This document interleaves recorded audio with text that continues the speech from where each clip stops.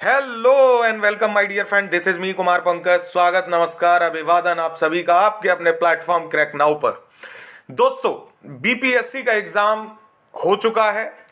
Friday को exam हुआ और उसके बाद जैसा कि हमेशा से बीपीएससी का खेल रहा है, फिर से एक बार वैसा ही कुछ देखने को मिला। पेपर को एनालाइज कर रहा था मैं, और आप लोगों के बहुत सारे क्वेश्चंस आ रहे हैं। किसी के 72 बन रहे हैं, किसी के 91 बन रहे हैं। 72 वाले कहते हैं कि सर मैं ऐसी कैटेगरी से बिलोंग करता हूं, क्या मेरा हो जाएगा प्रीलिम्स क्वालिफाई। 92 का एक आया, 91 का एक आया, 85 का आया। ऐसे बहुत सारे मैसेजेस आए। मैंने सबको एक बात कही है कि भाई कट ऑफ वाला सीन पहले छोड़ो, पहले ये देख लो कि कुछ क्वेश्चंस ऐसे भी हैं जिन पर डाउट जाएगा, जिन पर लोग अपने अपने जो डाउट्स हैं उनको भेजेंगे आयोग को, और आयोग अंतिम रूप से निर्धारित करेगा कि इनका सही आंसर क्या होगा। ऐसे कुछ क्वेश्चंस को मैंने सिलेक्ट किया है, उनके बाद वजह भी बताऊंगा मैं कि ऐसा क्यों है, और आप लोग मैच कर लीजिए अपने क्वेश्चन से कि आपका स्थिति क्या है। सबसे पहला क्वेश्चन है, मलिक काफूर को 1000 दिनारी के नाम से भी जाना जाता है, इसे किसने खरीदा था? आप लोग कह रहे होंगे मास्टर सुबह सुबह कैसी बात कर रहे हो, ये क्वेश्चन तो सीधा अलाउद्दीन खिलजी आंसर है। नहीं मेरे बाबू, मलिक काफूर को 1000 दिनारी के नाम से जाना जाता था और ये अलाउद्दीन खिलजी का सेनापति था, बात ठीक है, लेकिन इसको खरीदा था नुसरत खान ने। तो इसका सही आंसर सी होना चाहिए। बहुत सारे लोग आप में से इसका आंसर ए काउंट करके चल रहे हो, जो कि गलत है। तो इसका सही आंसर नुसरत खान होगा। नुसरत खान नाम के व्यक्ति ने इसको खरीदा था, मलिक काफूर को। कहां पे? गुजरात के आक्रमण के दौरान। तो सी इसका सही आंसर होगा। अगर आपने ए मानकर काउंट किया है तो गलत है। दूसरा क्वेश्चन है, निम्नलिखित में से कौन एक टेक्नोपोलिस है? सिलिकॉन वैली, लंदन, पेरिस या मॉस्को? मेरे प्यारे दोस्तों, इसमें भी सेम वही कंफ्यूजन है। इसमें कंफ्यूजन आयोग भी दिखाएगा। आपका पहला वाला जो क्वेश्चन मैंने डिस्कस किया उसमें कंफ्यूजन सिर्फ स्टूडेंट्स के लेवल पे है, बट ये दूसरा वाला जो क्वेश्चन है इसमें आंसर सिलिकॉन वैली आप लोगों ने लगाया है, तो वो ठीक है।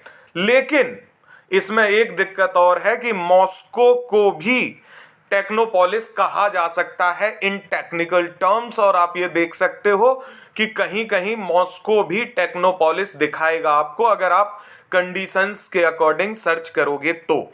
ठीक है, टेक्नोलॉजी के डेवलपमेंट को लेके देखो या उस जगह के डेवलपमेंट को लेके, तो टेक्नोपोलिस में सिलिकॉन वैली एप्रोप्रिएट आंसर होता है, बट मॉस्को भी इन डाउट जाएगा अगर इस पे कोई डाउट अपना भेजता है बच्चा तो। बात समझ में आई? तो अंतिम रूप से इस क्वेश्चन का आंसर कौन डिसाइड करेगा? आयोग करेगा।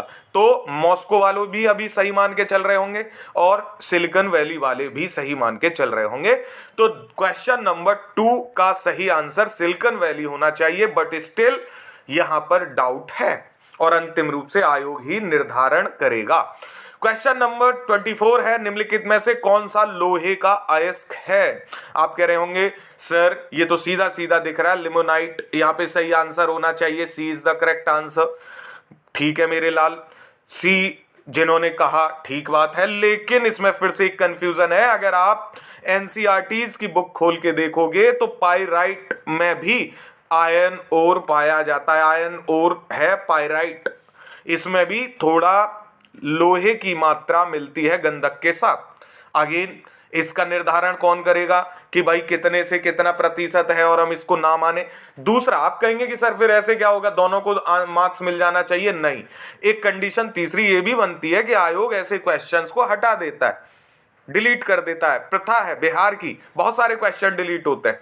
और दूसरा ये सिचुएशन भी बनती है कि भाई दोनों को ही मार्क्स दे दो। तीसरा ये सिचुएशन भी बनती है कि जिसने इस क्वेश्चन को अटेम्प्ट करा है उन सबको मार्क्स दे दो। तो ये फिर आयोग ही निर्धारित करेगा, इसलिए जब तक फाइनल आंसर की नहीं आएगी और उसके बाद डाउट्स नहीं जाएंगे तब तक आप नहीं मान सकते इन चीजों का सही आंसर। अगेन क्वेश्चन नंबर 49 है, राष्ट्रीय प्रतिदर्श सर्वेक्षण कार्यालय यानी एनएसएसओ के अनुसार 2017-18 से 22-23 तक महिला श्रम बल भागीदारी में कितनी वृद्धि हुई है? अगेन यहाँ पे दिक्कत है। सही बात है, 23.3% से ये इंक्रीज हुआ। लेकिन मेरे प्यारे दोस्तों इस अवधि में ये 33% भी नहीं है, 37% भी नहीं है, 41% तक जाता है 2017-18 से 2022-23। तो 23.3 का आप एलिमिनेट कर लोगे, बी और सी तो फिर भी रह जाएगा, और 37 और 33 दोनों अप्रोप्रिएट नहीं बैठ रहे हैं। अगेन आयोग डिसाइड करेगा कि क्या मानना है उसको। 33% नियर बाई भी नहीं मान सकते, 37% भी नियर बाई नहीं है, डिफरेंस है, क्योंकि 35 भी आसपास ही आ रहा है भाई। तो ये भी एक क्वेश्चन है जो डाउट में जाना चाहिए अकॉर्डिंग टू मी। हालांकि इस पे बात बहुत कम लोगों ने की है, 23.3% से 33 मान रहे हैं, ठीक है, लेकिन ये डाउट में जा सकता है, आप लोग इसको भी डाउट में रख सकते हैं। अगला एक क्वेश्चन है, ब्राजील के मिनास गेरेस प्रांत में निम्नलिखित में से कौन सा खनिज मिलता है। बात ध्यान से सुननी है। ब्राजील के मिनास गेरेस प्रांत में मुख्य रूप से कौन सा खनिज मिलता है, नहीं लिखा हुआ है, यहां पे लिखा हुआ है कौन सा खनिज मिलता है। दैट मीन्स कि भाई कौन सा, एक भी हो सकता है, लेकिन यहां पे दिक्कत ये आती है कि भाई यहां पर लौह अयस्क तो मिलता ही है जो मैक्सिमम है, जिसके लिए क्वेश्चन बना है, लेकिन मेरे प्यारे दोस्तों यहां पे बॉक्साइड भी मिलता है। अगेन जिसने बॉक्साइड का लगाया होगा वो कहेगा ये भी तो मिलता ही है, तो बिल्कुल मिलता है। लोह अयस्क के लिए तो फेमस है मिनास गेरेस प्रांत, लेकिन अगेन डाउट तो आ गया ना इस क्वेश्चन पे, क्योंकि बॉक्साइड भी मिलता है वहां पे, ऐसा नहीं है कि बॉक्साइड मिलता ही नहीं है, मिलता है। और यहाँ पे पूछा कौन सा खनिज मिलता है, तो बॉक्साइड भी मिलता है, आयरन ओर भी मिलते हैं, तो फिर ये क्या हो गया भाई, अगेन क्वेश्चन डाउट में चला गया। नेक्स्ट क्वेश्चन है, उर्वरक के किस घटक का उपयोग शीघ्र विकास को प्रोत्साहित करने के लिए किया जाता है। अब इस क्वेश्चन में आप कहेंगे क्या डाउट है, फॉस्फोरस इसका सही आंसर है कि शीघ्र विकास के लिए फॉस्फोरस, लेकिन कुछ लोगों का कहना है, और वैसे आप सर्च भी करोगे तो बात ठीक होती है, जो इसमें पोटेशियम और नाइट्रोजन है ये भी महत्वपूर्ण भूमिका निभाते हैं, ठीक है। तो ये भी एक वजह है कि इसको डाउट में डाला जा रहा है, हालांकि इस पे संभावना कम है कि डाउट में जाए। Phosphorus should be the answer, but still आप ध्यान रखेंगे। एक क्वेश्चन है, राजनीतिक रणनीतिक संघर्ष विराम संघर्ष अथवा एसटीएस किस आंदोलन के नारे से विख्यात हुआ, तो ये साइमन आयोग का विरोध है। बहुत सारे लोग इसका आंसर अलग अलग मान रहे हैं, बट नहीं, इसमें कोई डाउट नहीं होना चाहिए, C is the correct answer for this question. खिलाफत मुद्दा नहीं होगा, राजनीतिक रणनीतिक संघर्ष विराम संघर्ष, साइमन आयोग का विरोध ही इसका सही आंसर होना चाहिए, तो इसमें कोई दिक्कत नहीं थी।